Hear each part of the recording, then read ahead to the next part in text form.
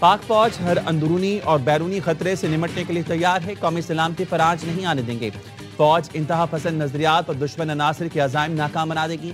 Chief of defence forces field marshal Syed Asim Munir کا گجرانوالہ اور سیالکوٹ گیریجن کے دورے کے دوران افسروں اور جوانوں سے خطاب۔ Chief of defence forces field marshal Asim Munir نے تربیتی جنگی مشقوں اور جدید سیمولیٹر ٹریننگ سہولت کا بھی مشاہدہ کیا۔ فارمیشن کی اعلیٰ پیشہ ورانہ مہارت اور بھرپور جنگی تیاریوں کی تعریف کی۔ فیلڈ مارشل نے جدید ٹیکنالوجی کے حصول اور جدید جنگی ضروریات کے مطابق خود کو ڈھالنے پر زور دیا۔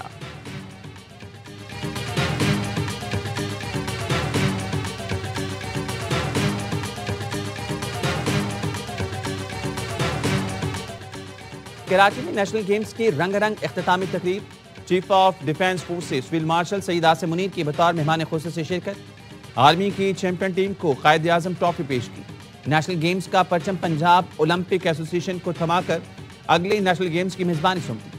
بلاول بھٹو نے فیلڈ مارشل سید عاصم منیر کو سندھ کی ثقافت، ٹوپی اور اجرت پہنائی۔ تقریب سے خطاب میں بلاول بھٹو کا کہنا تھا، فیلڈ مارشل کی قیادت میں پاکستان اپنی خود مختاری کے تحفظ میں کامیاب رہا۔ مئی کی جنگ نے ہمیں متحد کیا، اس یکجہتی کو بڑھانا ہے۔ نیشنل گیمز قومی وحدت اور اتحاد کی علامت ہے۔ نیشنل گیمز کے دوران کھلاڑیوں نے ثابت کیا کہ وہ صلاحیتوں میں کسی سے کم نہیں۔ یہ کھلاڑی دنیا میں پاکستان کے مثبت تشخص کے سفیر بن کر ابھریں گے۔ نیشنل گیمز کی تقریب میں شرکت پر C D F field marshal Asim Munir کا شکریہ ادا کرتے ہیں۔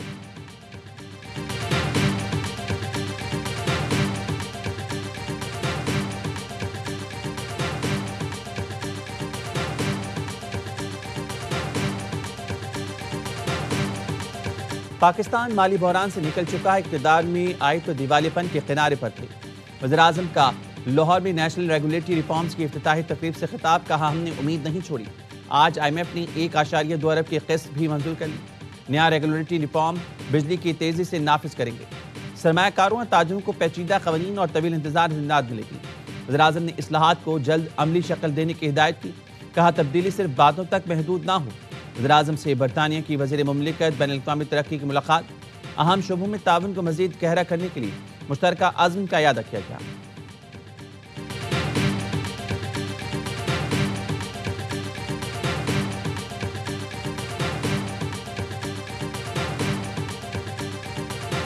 پاسکو کو ہم بند کر رہے ہیں بیکاز یہ کرپشن کا ادارہ تھا اور کرپشن کا یہ گڑھ تھا۔ اگلے سال کا جو بجٹ ہے وہ پالیسی، یہ ٹیکس پالیسی آفس بنائے گا، not the FBR۔ 8.8 tax to GDP کوئی ملک نہیں چل سکتا۔ Therefore we are at now 10.3%. We have to take it to 11%. I'm not going to be apologetic about it. معاشی ٹیم کی کوششوں سے کرپشن میں نمایاں حد تک کمی آئی۔ پاسکو کرپشن کا گڑھ بن چکا تھا، اس کو بند کریں ہی۔ وزیر خزانہ محمد اورنگزیب کا لاہور میں آل پاکستان چیمبر کانفرنس خواب، کہا سرکاری ملازمین کے اثاثے سے پبلک کرنے سے متعلق قانون سازی کر چکے ہیں۔ ملازمتیں دینا حکومت نہیں، پرائیویٹ سیکٹر کا کام ہے۔ حکومت کا کام نجی شعبے کو سازگار ماحول دینا ہے اور سہولتیں فراہم کرنا ہے۔ پرائیویٹ سیکٹر کو ملک کو لیڈ کرنا ہوگا۔ NFC اجلاس میں صوبوں کی مشاورت سے آگے بڑھنے پر اتفاق۔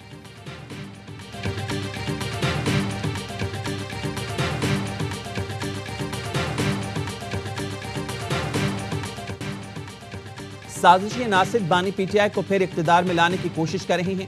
سازش کے کل پرزے بیوروکریسی اور سیاست میں چھپے بیٹھے ہیں۔ وزیر دفاع خواجہ آصف کا کہنا ہے، بانی پی ٹی آئی پروجیکٹ فیض حمید کی نگرانی میں شروع ہوا۔ 9 مئی کو تباہی کا منصوبہ فیض حمید اور بانی پی ٹی آئی کا جوائنٹ وینچر تھا، دونوں کو ایک دوسرے سے الگ نہیں کیا جا سکتا۔ فیض حمید کے خلاف 9 مئی سمیت دیگر مقدمے چلیں گے۔ 9 مئی حملے میں ادارے کے اندر سے بھی مدد کی گئی، لٹیروں کے سب ٹھکانوں کی خبر ہے، احتساب ہوگا۔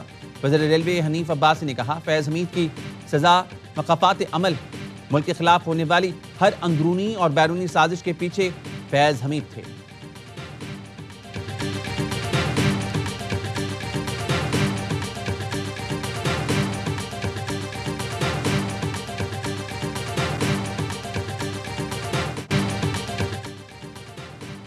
نفرت کی سیاست کرنے والوں نے 12 سال میں کے پی کو تباہ کیا، نئی نسل کے ذہن خراب کی۔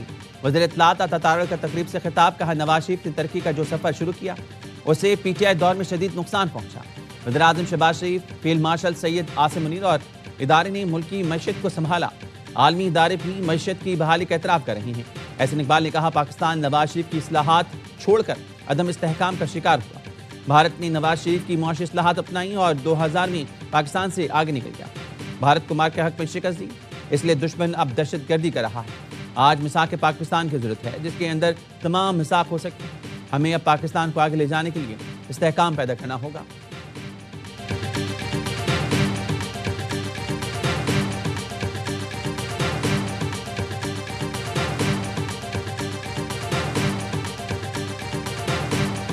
وادی تیرم میں سہولتوں کا فقدان، انتظامی چیلنجز نے ناقص گورننس بے نقاب کر دی۔ IGFC خیبر پختونخوا نوٹ کہتے ہیں فتنہ خارج عدم استحکام کو فروغ دے رہے ہیں، منشیات کی اسمگلنگ سے پیسہ وصول کرتے ہیں۔ پوری آبادی کی نگرانی کے لیے صرف 3 پولیس اہلکار ہیں۔ ونگ کمانڈر کرنل وقاص نے کہا فتنہ خارج منشیات اور بھتے سے اکٹھی رقم فورسز اور عوام کے خلاف استعمال کرتے ہیں۔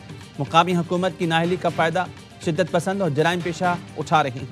علاقے میں کوئی سرکاری اسکول یا اسپتال نہیں، بچے اسکول نہیں جائیں گے تو ان میں شعور کیسے آئے گا؟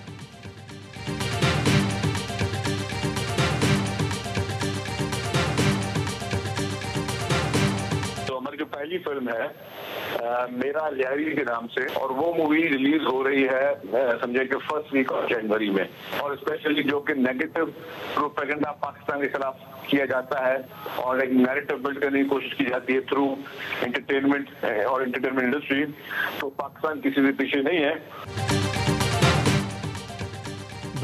بھارتی پروپیگنڈا فلم دھرندر کے مقابلے میں میرا لیاری کے ریلیز کا اعلان۔ سندھ کے سینئر وزیر شرجیل میمن نے کہا اگلے ماہ میرا لیاری ریلیز ہو رہی ہے جو لیاری کا اصل چہرہ دنیا کے سامنے لائے گی۔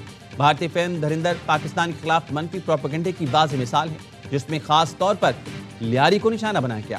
لیاری تشدد نہیں بلکہ ثقافت، امن، صلاحیت اور مزاحمت کی علامت ہے۔ مرتضی بھاب نے لیاری پر بننے والی بھارتی فلم پیپلز پارٹی کے خلاف سازش قرار دیا۔ میئر کراچی نے کہا بھارت فلم بنا کر بلاول کو ٹارگٹ کرنے کی کوشش کر رہا ہے۔ بھارت جنگی میدان میں ہار گیا تو فلمی میدان میں شروع کر دیا۔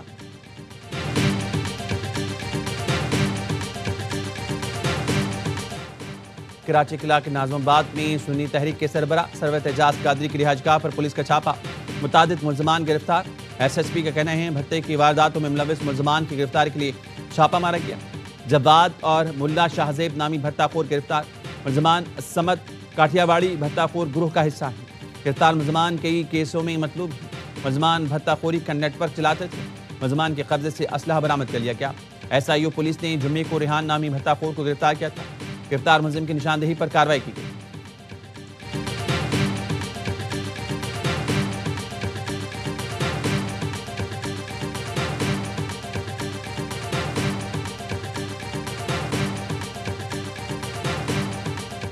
کراچی میں ہونے والے ٹریفک حادثات، ای چالان کے نام پر شہریوں کی لوٹ مار، بڑھتے ہوئے اسٹریٹ کرائم، صوبائی حکومت کی بے حسی، اس کے خلاف آج یہاں دھرنے کا انعقاد کیا گیا ہے۔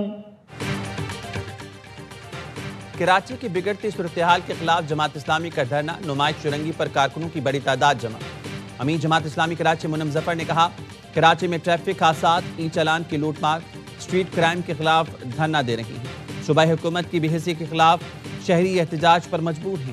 پیپلز پارٹی کا قابض میئر شہر کو حق دینے کے لیے تیار نہیں۔ کوئی منصوبہ ایسا نہیں جس کے مکمل ہونے کی حتمی تاریخ ہو۔ کراچی کے مختلف علاقوں میں شدید ٹریفک جیم رہا۔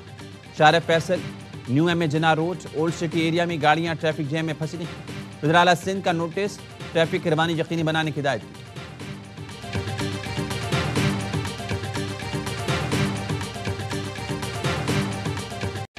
کراچی بچے گا تو یہ ملک بچے گا۔ کراچی کی معیشت، کراچی کا امن پاکستان کی خوشحالی اور پاکستان کا امن ہے۔ کراچی کو بائی پاس کیا تو دنیا نے پاکستان کو بائی پاس کیا۔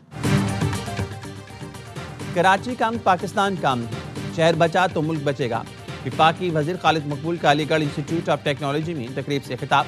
کہا 30 سال میں دنیا اتنی بدل جائے گی جس کا اندازہ آرٹیفیشل انٹیلیجنس بھی نہیں کر پائے گا۔ خود کو نہ بدلا تو باہر سے آنے والی تبدیلی بدل دے گی۔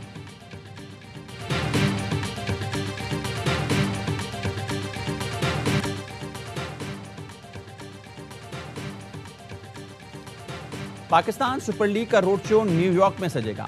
تیاری مکمل، چیئرمین PCB محسن نقوی شرکت کے لیے نیو یارک پہنچ گئے۔ سلمان علی آغا، سائم ایوب، ذوالشقی اور دیگر کھلاڑیوں کی بھی نیو یارک آمد۔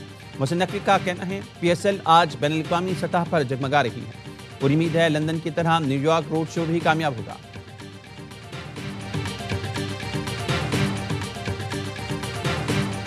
بھارت میں ایک اور سپورٹنگ ایونٹ کے دوران بدنظمی۔ Star footballer Lionel Messi کو دیکھنے کے لیے ہزاروں شائقین کولکاتہ اسٹیڈیم پہنچے، لیکن انتظامیہ نے میسی کو صرف 10 منٹ بعد ہی وینیو سے واپس بھیج دیا۔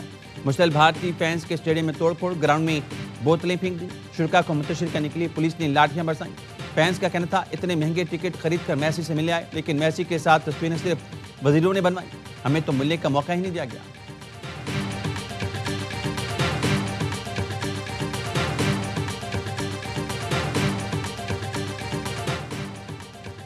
صدر آصف علی زرداری سے بلاول ہاؤس لاہور میں پیپلی رہنماؤں کی ملاقات میں۔ آصف زرداری سے گورنر پنجاب سردار سلیم حیدر نے ملاقات کی۔ گورنر پنجاب نے صدر مملکت کو پنجاب کی سیاسی صورتحال پر بریفنگ دی۔ رہنماؤں نے پیپلز پارٹی کو پنجاب میں درپیش مسائل سے صدر کو آگاہ کیا۔ صدر آصف علی زرداری کی رہنماؤں کو عوامی رابطہ مہم تیز کرنے کی ہدایت۔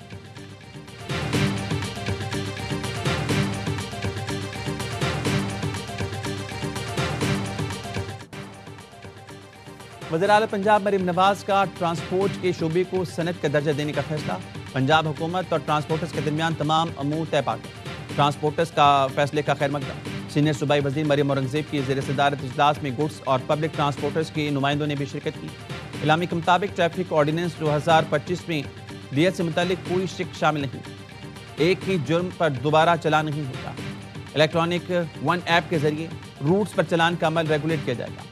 مریم اورنگزیب نے کہا ہر زندگی کا تحفظ اور نظام کی بہتری بنیادی ہدف ہے۔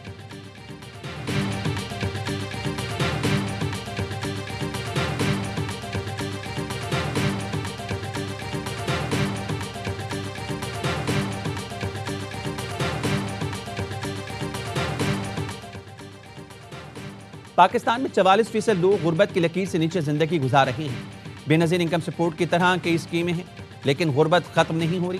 امیر جماعت اسلامی حافظ نعیم الرحمان کا وزیر آباد میں نوجوانوں کو بلا سود قرض فراہمی کی تقریب سے خطاب۔ کہا نوجوانوں کے پاس روزگار نہیں ہوگا تو مایوسی ہوگی، سرکار کا نظام بہترین ہونا چاہیے، بدقسمتی سے ایسا نہیں ہے۔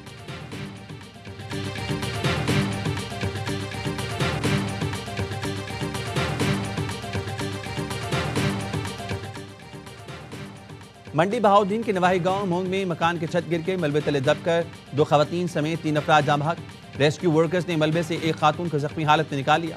متاثرہ مکان میں چھت پر کچن کی تعمیر کے لیے اینٹیں رکھی گئی تھیں۔ ریسکیو کام کے مطابق حادثہ چھت پر زیادہ سامان رکھنے کے باعث پیش آیا۔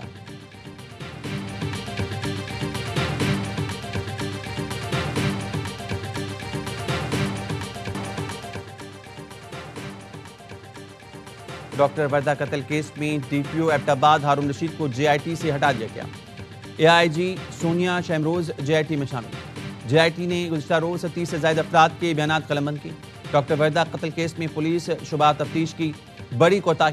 ڈی پی او کے مطابق جس گھر میں قتل کیا گیا تھا تاحال اسے سیل نہیں کیا گیا۔ ذرائع کا کہنا ہے ڈاکٹر وردہ اغوا کی رپورٹ پر پولیس سب سے پہلے ملزمہ ردا کی زیر تعمیر گھر گئی تھی۔ گھر پر تالا ہونے کی وجہ سے پولیس تاجر رہنما کے گھر پہنچی۔ ملزمہ کا رشتہ دار تاجر پولیس کو گمراہ کرتا رہا۔ تحقیقات کے مطابق ملزمہ ردا کے مختلف ناموں سے 16 اکاؤنٹس ہیں، جن کے ذریعے 70 تولہ سے زائد سونا بینکوں میں رکھوایا۔ ملزمہ ردا نے سونا رکھوا کر 2 کروڑ روپے سے زائد قرض حاصل کیا۔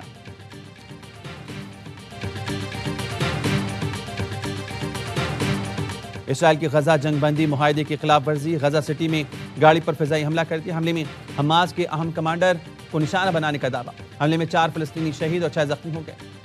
اسرائیلی فوج کا کہنا ہے حملہ نتن یاہو کے حکم پر کیا۔ رات سعد کو آپریشن طوفان الاقصی کا اہم منصوبہ ساز قرار دیا جاتا ہے۔